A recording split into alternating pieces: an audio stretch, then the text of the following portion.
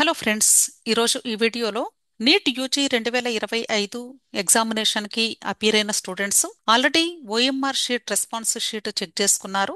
ఆ రెస్పాన్స్ షీట్లో వచ్చినటువంటి స్కోర్ని బేస్ చేసుకొని మీ సొంత రాష్ట్రంలో సీటు వచ్చే అవకాశాలు ఎంబీబీఎస్ అండ్ బీడీఎస్ కోర్సెస్లో లాస్ట్ ఇయర్ డేటాని బేస్ చేసుకొని సుమారుగా ఎంతవరకు సీట్ రావచ్చు అనేది ఒక అవగాహన వచ్చేసింది చాలా మందికి కూడా.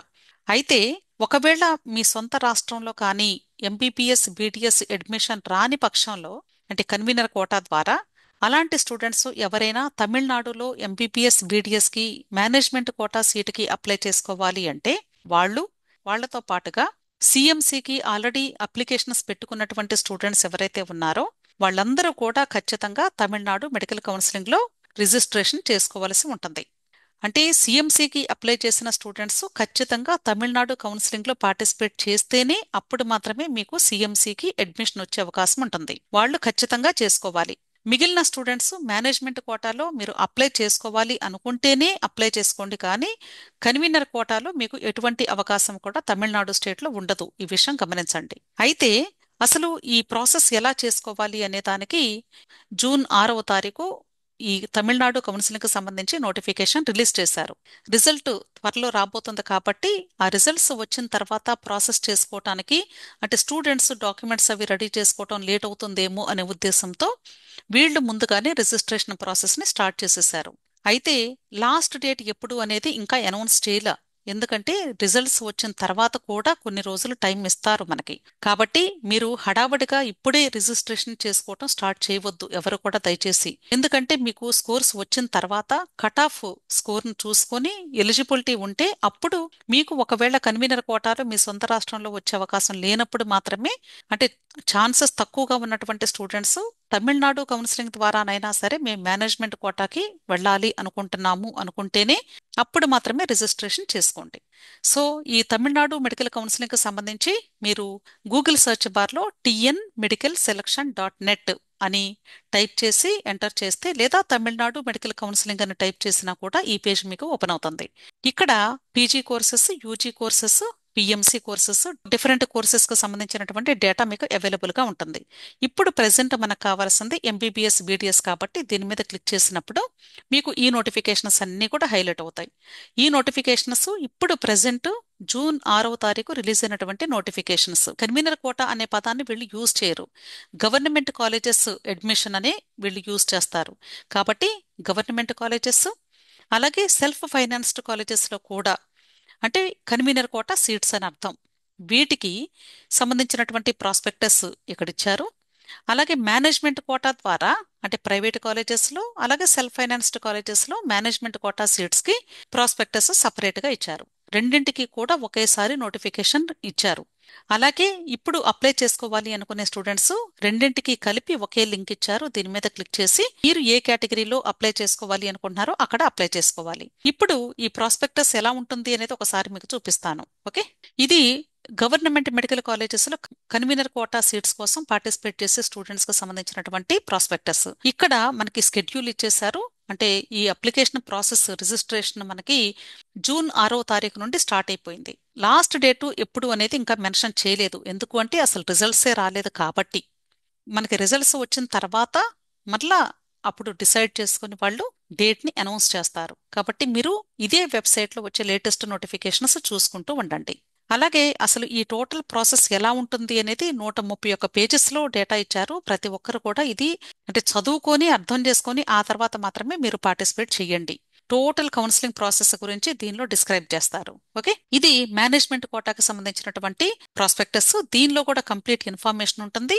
అయితే ఇక్కడ date of commencement of online application date ఇవ్వలేదు కానీ మనకి అక్కడ ఆన్లైన్ అప్లికేషన్ లింక్ మీద క్లిక్ చేసినప్పుడు అక్కడ ఓపెన్ అవుతుంది. కాకపోతే క్లోజింగ్ డేట్ ఇంకా అనౌన్స్ చేయలేదు కాబట్టి మీరు అప్పుడే త్వరపడి రిజిస్ట్రేషన్స్ చేసుకోవద్దు అని నా రిక్వెస్ట్. ఒకసారి రిజల్ట్స్ చూసుకుని అప్పుడు మీ సొంత రాష్ట్రంలో బి కేటగిరీ వచ్చే అవకాశాలుంటే దానికే ఫస్ట్ ప్రయారిటీ ఇవ్వండి. ఒకవేళ అక్కడ కూడా రాని పక్షంలో అలాంటప్పుడు మీరు తమిళనాడు స్టేట్ కి అప్లై చేసుకోవడానికి ట్రై చేయండి. అలాగే ఇక్కడ ఈ లింక్ మీద క్లిక్ చేసినప్పుడు మీకు ఈ పేజ్ ఓపెన్ అవుతుంది. ఇక్కడ గవర్నమెంట్ కాలేజెస్ కు సంబంధించినటువంటి ఆన్లైన్ రిజిస్ట్రేషన్ సంబంధించినటువంటి లింక్ ఇది. అంటే ఎవరైతే తమిళనాడు లోకల్ స్టూడెంట్స్ ఉంటారో వాళ్ళు దీనికి అప్లై చేస్తారు. కాబట్టి మన ఏపీ తెలంగాణ స్టూడెంట్స్ ఎవ్వరు కూడా దీనికి అప్లై చేయరు. కేవలము మనం అప్లై చేయాల్సింది ఏపీ తెలంగాణ వాళ్ళు సిఎంసికి అప్లై చేసినటువంటి స్టూడెంట్స్ ఇక్కడ మాత్రమే క్లిక్ చేసి ఆన్లైన్ రిజిస్ట్రేషన్ చేసుకోవాలి. అర్థమైంది కదా? అంటే గవర్నమెంట్ కోటాలో అప్లై చేసినప్పుడు ఆ పేజ్ ఎలా ఉంటుంది అనేది చూపించడం కోసం నేను ఇక్కడ పెట్టాను. Click here for new registration అని ఉంది. ఇక్కడ క్లిక్ చేసి అంటే రిజిస్ట్రేషన్ పార్ట్ స్టార్ట్ చేస్తారు. అర్థమైంది కదా? రిజిస్ట్రేషన్ కంప్లీట్ అయిపోయిన తర్వాత మరలా మీరు అంటే నెక్స్ట్ ఫర్దర్ ప్రాసెస్ చేయడానికి ఇదే పేజ్ లో ఇక్కడ లాగిన్ డీటెయిల్స్ ఎంటర్ చేసి మీరు లాగిన్ అయ్యి అంటే వెబ్ ఆప్షన్స్ పెట్టుకోవటం కానీ ఆ ప్రాసెస్ అంతా కూడా కంటిన్యూ చేస్తూ ఉంటారు. టోటల్ కౌన్సిలింగ్ ప్రాసెస్ స్టెప్స్ ఏంటి అనేది ఇక్కడ క్లియర్ గా ఇచ్చేసారు ఆల్రెడీ. ఫస్ట్ వన్ వచ్చేసి రీడ్ ప్రాస్పెక్టస్ అన్నారు. ఫస్ట్ ప్రాస్పెక్టస్ ని రీడ్ చేయమంటున్నారు. ఆ తర్వాత రిజిస్ట్రేషన్ పార్ట్ ఉంటుంది. ఆ తర్వాత లాగిన్ అంటే ఇక్కడ లాగిన్ అవ్వాలి. నెక్స్ట్ ఫిల్అప్ డీటెయిల్స్ అంటే స్టూడెంట్కి సంబంధించినటువంటి డీటెయిల్స్ అన్నీ కూడా ఫిల్ చేయాలి. తర్వాత అప్లోడ్ డాక్యుమెంట్స్ అన్నారు. Next make payment. దీనితో అంటే ఈ registration application filling process complete అవుతుంది. దీని తర్వాత web options and choice filling ఉంటుంది. దానికి సంబంధించిన నోటిఫికేషన్ మరలా రిలీజ్ అవుతుంది. దాన్ని ఫాలో అవుతూ ఉంటారు. అలాగే మేనేజ్మెంట్ కోటా కోసం మీరు రిజిస్ట్రేషన్ చేసుకోవటానికి ఈ పేజీ అంటే రెండు ఒకేలాగా ఉంటాయి. జస్ట్ హెడ్డింగ్ మాత్రమే మారిద్ది చూసుకోండి. సో ఇక్కడ కూడా click here for new registration అని ఉంటుంది. దీని మీద రిజిస్ట్రేషన్ చేసి మీరు సేమ్ ప్రాసెస్ కంటిన్యూ చేస్తారు. మీరు పొరపాటున గవర్నమెంట్ కోటాలో రిజిస్ట్రేషన్ చేసుకున్నారు అనుకోండి. అంటే రెండు ఒకేలాగా ఉన్నాయి కదా పేజెస్ చూసుకోకుండా. ఒకవేళ మీరు గవర్నమెంట్ కోటాలో చేసినా సరే మీరు వెబ్ ఆప్షన్స్ పెట్టి సిటీ అలాట్మెంట్ పొందే అవకాశం ఎట్లాంటి పరిస్థితుల్లో కూడా మీకు ఉండదు, గుర్తుంచుకోండి. నాన్ లోకల్ స్టూడెంట్స్ కాబట్టి కేవలము మీరు మేనేజ్మెంట్ కోటాలో మాత్రమే రిజిస్ట్రేషన్ చేసుకోవాలి. మీరు ఒకవేళ అమౌంట్ కట్టినా సరే ఆ అమౌంట్ రీఫండ్ చేయరు, అనవసరంగా వేస్ట్ అయిపోతుంది.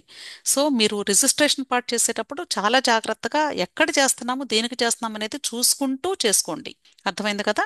నెక్స్ట్ ఈ మేనేజ్మెంట్ కోటాకి సిఎంసికి అప్లై చేసిన స్టూడెంట్స్ మాత్రం తప్పనిసరిగా రిజిస్ట్రేషన్ చేసుకుంటేనే నెక్స్ట్ ప్రాసెస్ ద్వారా మీరు సిఎంసిలో అడ్మిషన్ పొందే అవకాశం ఉంటుంది. ఓకే.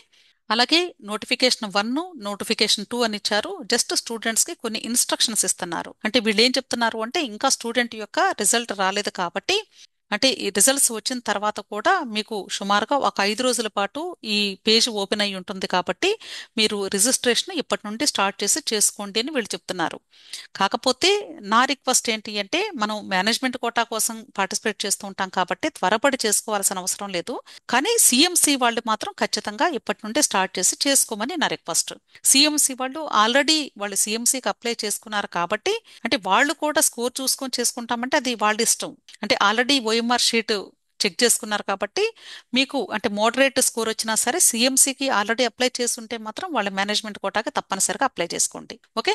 అలాగే ఇక్కడ వీళ్ళు ఇంకొక నోటిఫికేషన్ ఏం చెప్తున్నారంటే మీరు అంటే డాక్యుమెంట్స్ అప్లోడ్ చేసినప్పుడు ఏదైనా పొరపాటున ఫేక్ సర్టిఫికెట్స్ లాంటివి కానీ చేస్తే దానికి సంబంధించి చాలా సివియర్ యాక్షన్ ఉంటుంది అని చెప్తున్నారు. అంటే డీబార్ చేస్తామని కూడా చెప్తున్నారు తర్వాత అయినా సరే. అలాగే మీరు కట్టేటువంటి ఫీజు కానీ అవి కూడా మేము రిటర్న్ చేయము ఒకవేళ అలాంటి ఇష్యూస్ ఏదైనా ఉంటే గానీ అని వాళ్ళు ముందుగానే చెప్తున్నారు. అర్థమైంది కదా? సో ఇవన్నీ కూడా మనకి అంటే డీటెయిల్డ్గా ఇలా మనకి నోటిఫికేషన్స్ రూపంలో రిలీజ్ చేస్తూ ఉంటారు. నెక్స్ట్ వచ్చే నోటిఫికేషన్ దీనిపైన కనిపించింది మనకి. అలాగే ఇక్కడ procedure for online application process అని ఇచ్చారు. దీని మీద క్లిక్ చేసినప్పుడు మీకు ఈ వీడియో ఓపెన్ అవుతుంది. అంటే ఈ అప్లికేషన్ ప్రాసెస్ ఎలా చేసుకోవాలి అనేది తమిళంలో చెప్పారు వీళ్ళు. అడ్మిషన్ ప్రాసెస్కి సంబంధించి అప్లికేషన్ ప్రాసెస్ ఎలా చేసుకోవాలి, కౌన్సిలింగ్ ప్రాసెస్ ఎలా ఉంటుంది మొత్తం కూడా నేను ఒక ప్లేలిస్ట్ రూపంలో మీకు నా యూట్యూబ్ ఛానల్లో పెట్టాను. యూట్యూబ్ ఛానల్లో మీరు ఇక్కడ ప్లేలిస్ట్ మీద క్లిక్ చేసినట్లయితే ఇక్కడ క్రిస్టియన్ మెడికల్ కాలేజ్ వెల్లూరు అని ఉంది. దీనిలోనే తమిళనాడు కౌన్సిలింగ్ కి సంబంధించినటువంటి ఇన్ఫర్మేషన్ అంతా కూడా ఎక్స్ప్లెయిన్ చేశాను. కాబట్టి దయచేసి ప్రతి ఒక్కరు కూడా ఈ వీడియోస్ ని వాచ్ చేసి మీరు ఎలా చేసుకోవాలి ప్రాసెస్ అంతా కూడా జాగ్రత్తగా చేసుకోండి. వీడియో నచ్చితే లైక్ చేయండి, మీ ఫ్రెండ్స్ కూడా షేర్ చేయండి. అలాగే నా ఛానల్ తప్పకుండా సబ్స్క్రైబ్ చేసుకోండి. Thank you.